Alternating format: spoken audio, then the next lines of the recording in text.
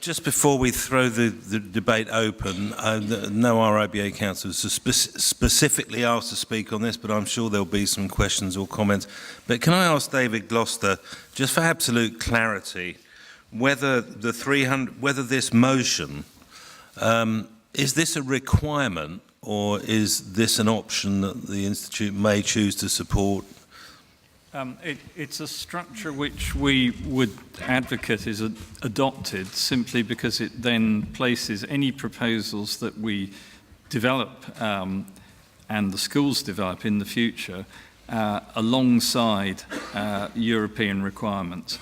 We looked at other potential credit structures which reflected some of the other issues that we discussed in the morning, but it was decided that in a sense, we didn't want to scare the, if you like, bureaucratic horses in the pan-European context by developing a credit structure which would be less than congruent with what is already accepted. So it's an important element of the proposals, simply because it maintains a certain status quo. Yeah, so it's of an enabling nature because it kind of works with other things.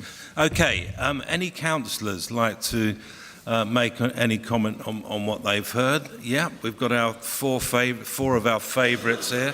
Who'd like to kick us off? Let's start with Ben Derbyshire. Thank you very much indeed. Well, I'm terribly sorry, Diffed, Wolfgang and Selma, but you totally failed to sell it to me. It came across entirely as a bureaucratic necessity, which David, I think, has told us is what it in fact is. And there seemed to be many points in favour of it as there were against it.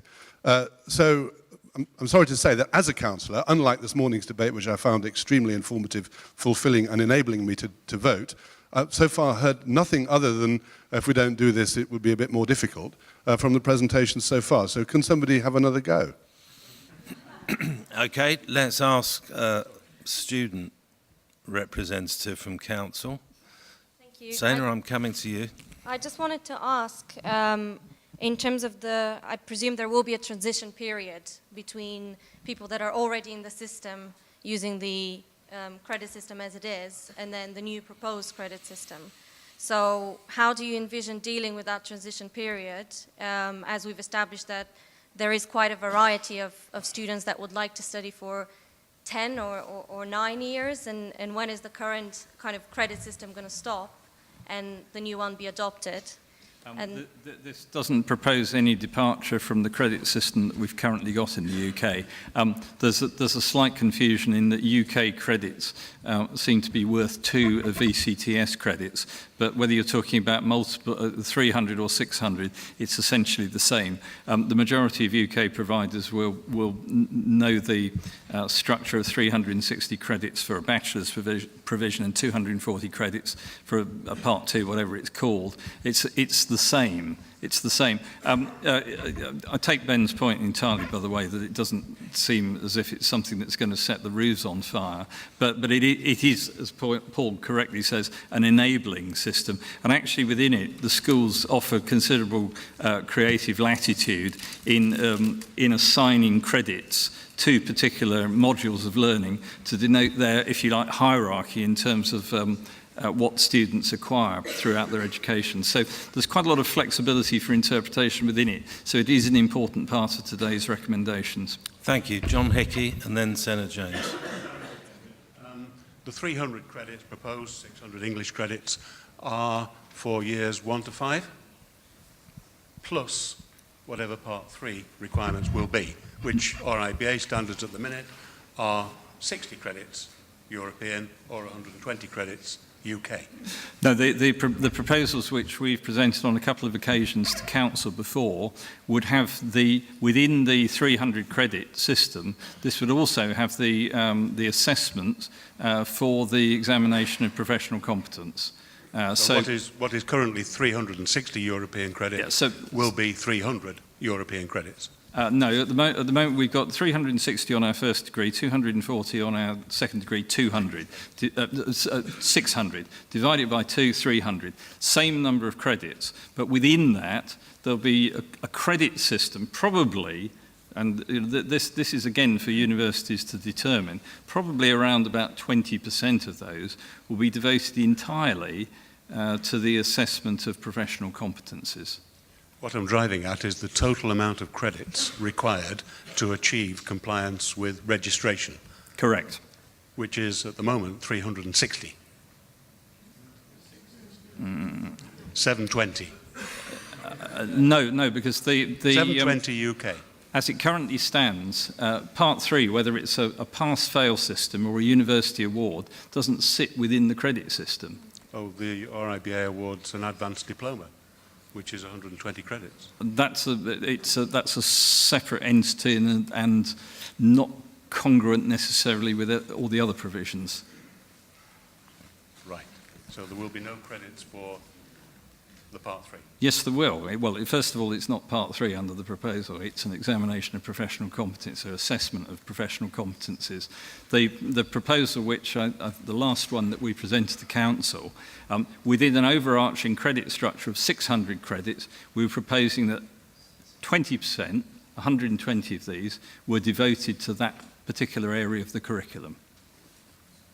And then the remaining 80% would deal with the other curricular areas. Now, that's not the RIBA's shout. That was simply a proposed model.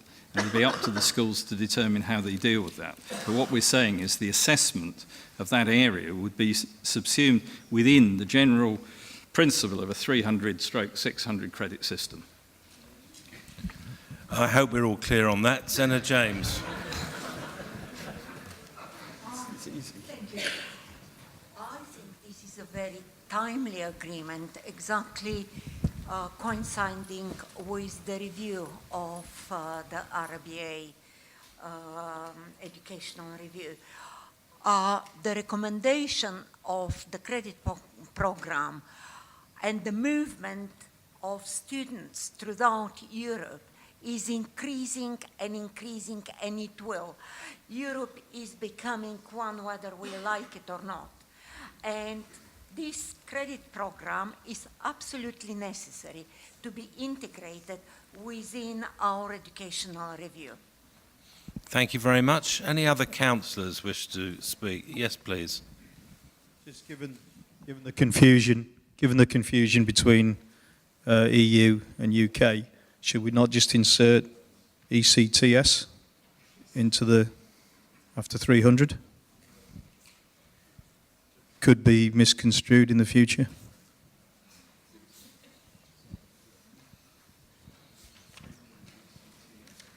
Let's take another comment while that's inspected. Yeah, Richard Barnaby in the middle here. Hello, Richard Barnaby, formerly University of the West of England.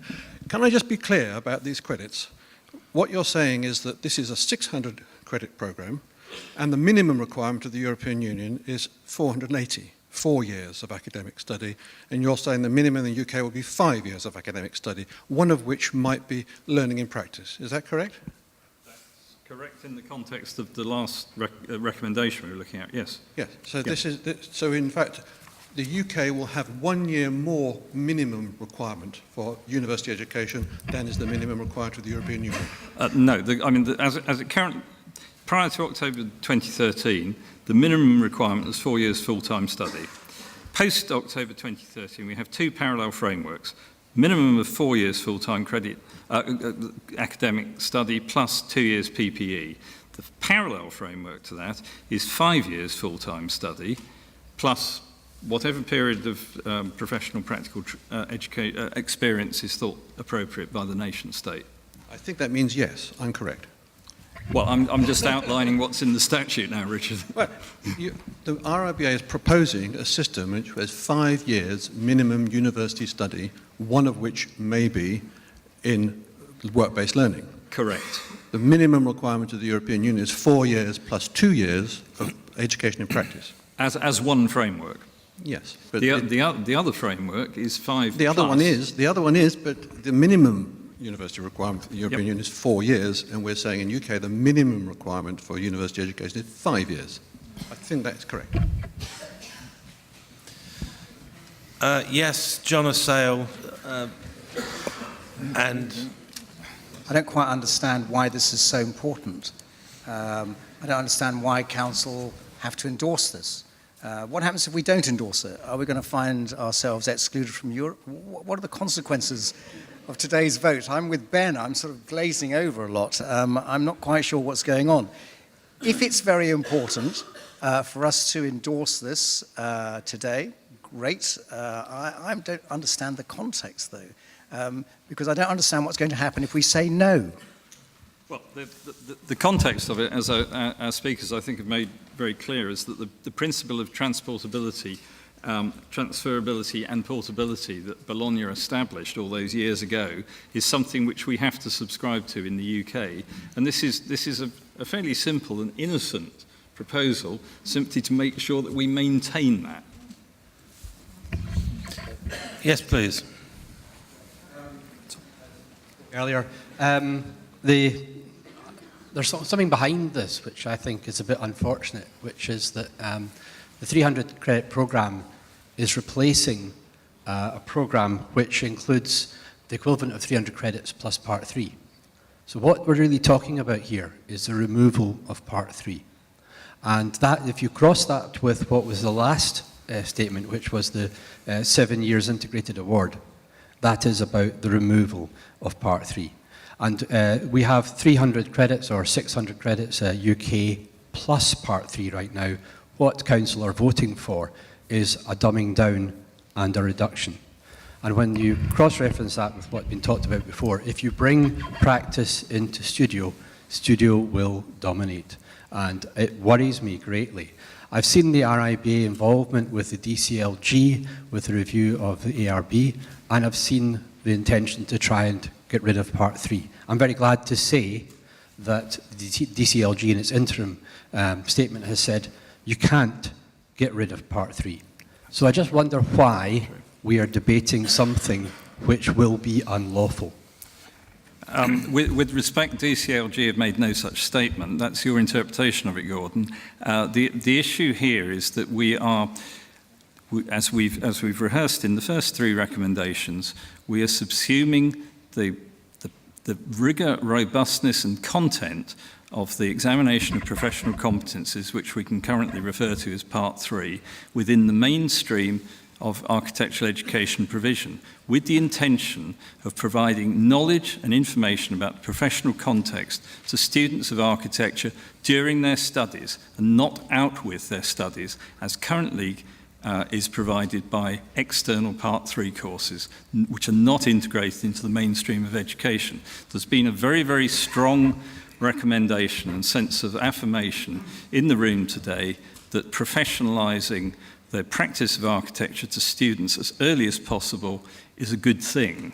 And the removal of Part 3 is titular only. There is no intention in respect of any of these proposals that the content, rigour and robustness of that area of the curriculum is removed. And to suggest so is a fundamental misrepresentation, and you know that to be the case.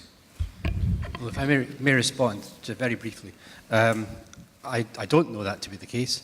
And I haven't heard any debate, and I haven't seen any debate. I haven't seen any form of research or any form of consultation on the process of whether or not, within the system that we have, the Part 3 is not a robust system worthy of maintenance. What happens at Part 3 is a year after, at least, the finishing of formal studies, the student has the opportunity to reflect upon those studies in the context of practice and then sit their examination.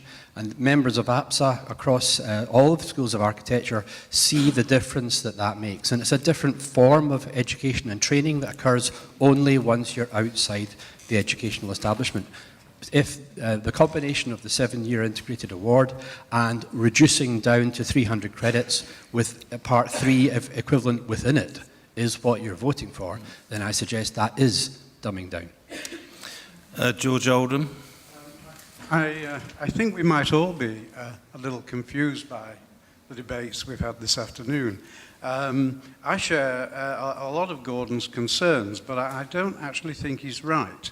I don't think it excludes Part 3, but I think Richard Barnaby has probably put his finger on what concerns me. Maybe I'm wrong here. And that is, we still seem to be twin tracking. We still seem to be saying, oh, 6 years if you're educated in Europe and you can register. 7 years at least if you're in the UK. Somewhere something is still wrong and needs to be looked at. Thank you. There's a gentleman in the mustard-coloured pullover up there. Hi, Christian Frost from Birmingham City University. I'm interested in a sense, where some of the conclusions might go, because the elephant in the room is that the RIBA is only one of two bodies who oversee architectural education in this country, the ARB obviously being the other one. And one of the issues about mobility at the moment is, whilst the RIBA can accredit schools abroad and someone can come with an RIBA Part 1 and go straight into an RIBA Part 2 course, someone who hasn't studied in this country has to then spend £3,000 or something of that order going through the ARB accreditation system.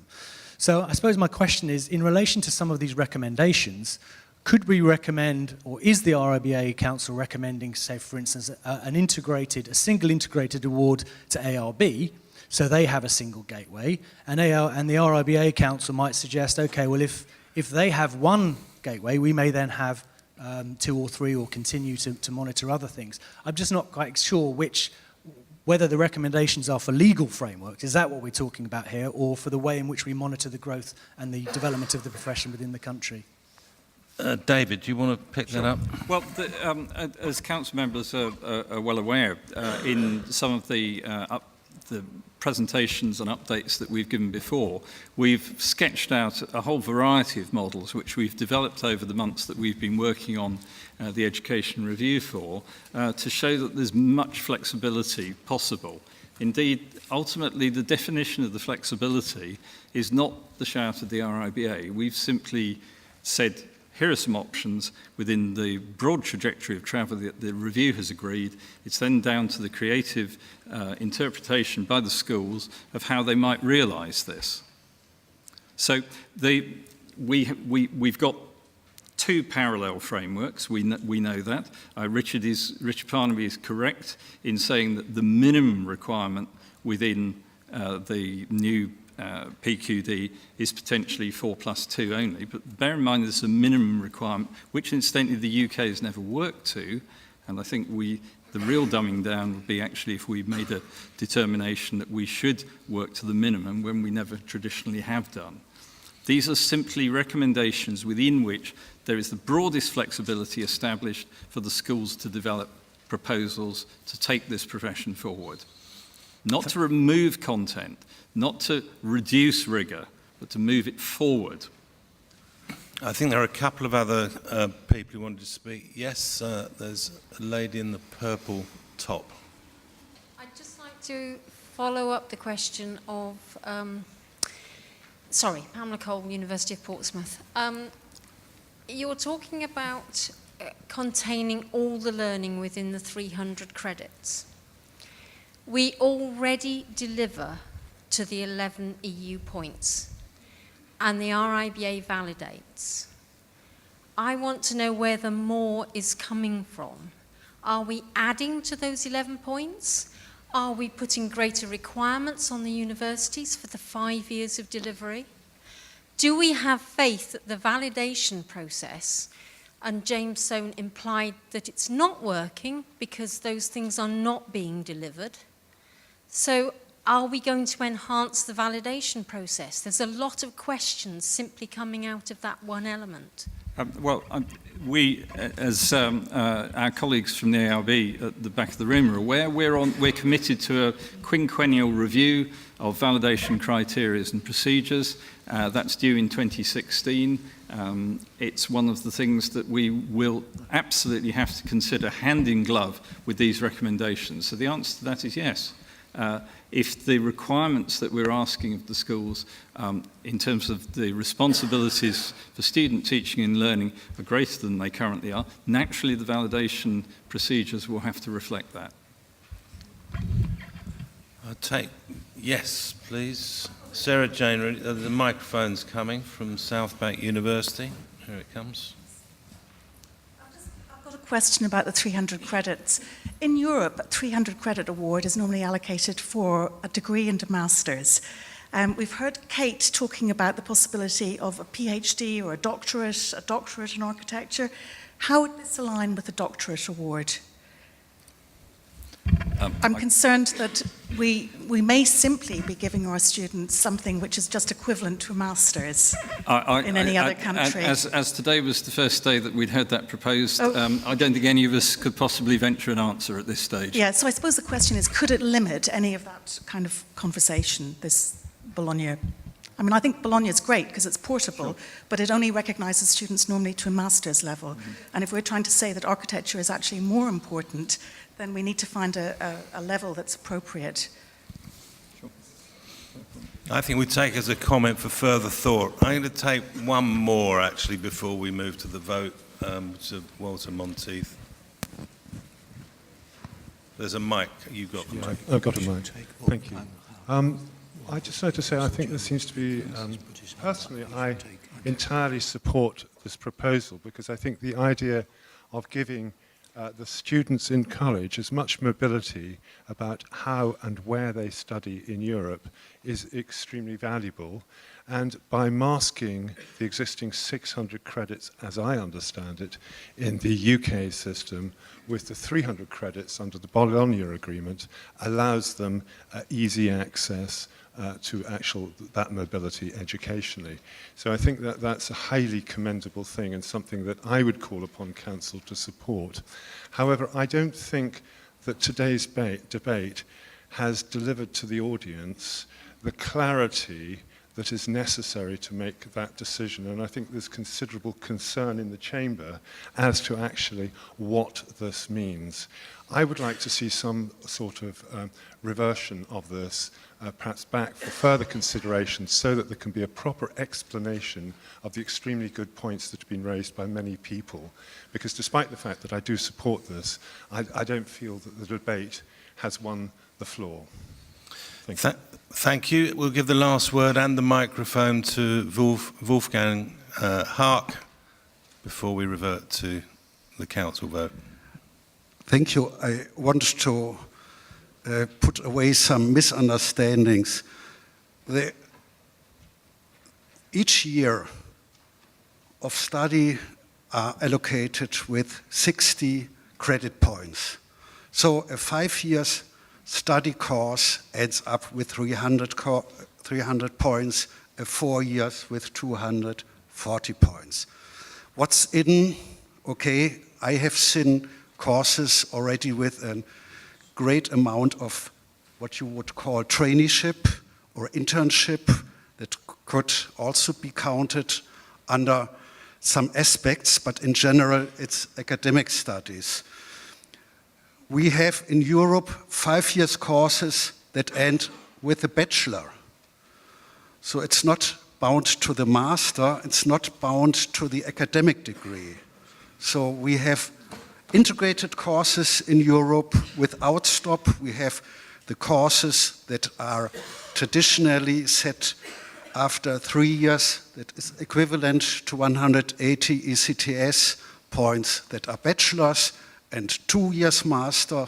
Bologna process also agrees with 4 years bachelor courses and 1 year master course. So there's a whole variety. It's up to the schools together with the profession. This is what I understand is the exercise today, to find good solutions and to lobby this to the politicians, which is the most important thing. Thank you very much. Stephen. Okay, thank you. Thank you, Paul. Walter, just picking up your point, unless council members can gesture to me otherwise, I don't sense there's any feeling that this should be deferred, which I think is what you're suggesting, because it would sort of in some ways unstitch the 3 previous recommendations. I think there would be a great desire for many in the hall to have clarification on those points that have been raised. Better clarification. And I think most of in the hall would go with given that clarification.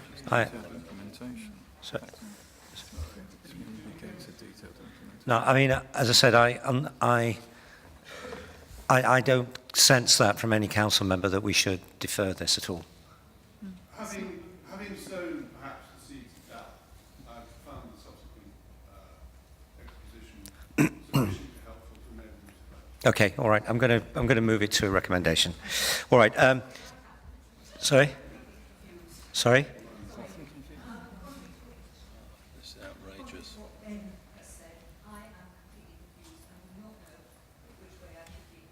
Okay. Well. Abstain then. This particular element should be deferred until more information can be sent No, out to us. We are lay, we are I'm not gonna, teachers, we no, are I'm lay going to move it to a members. I'm going to move it to a recommendation, Elspeth.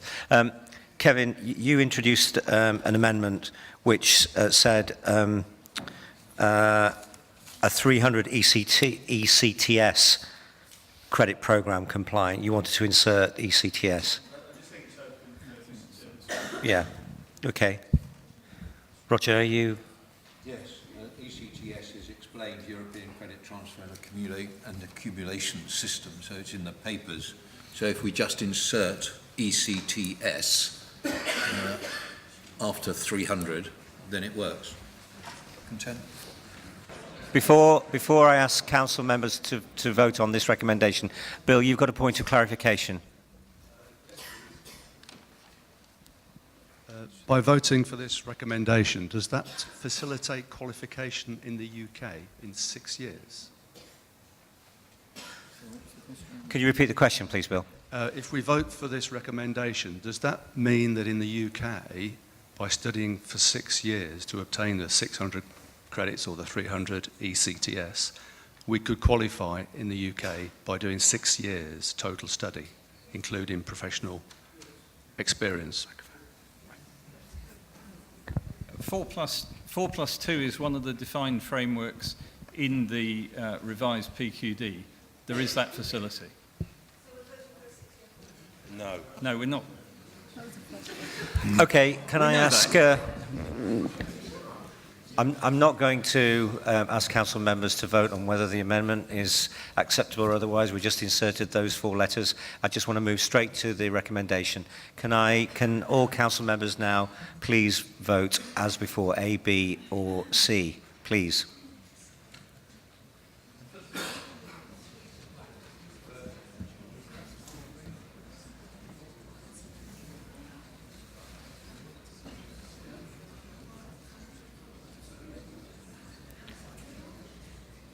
Okay, can you conclude the vote, please? Well, I think that's pretty clear. Oh, right, okay.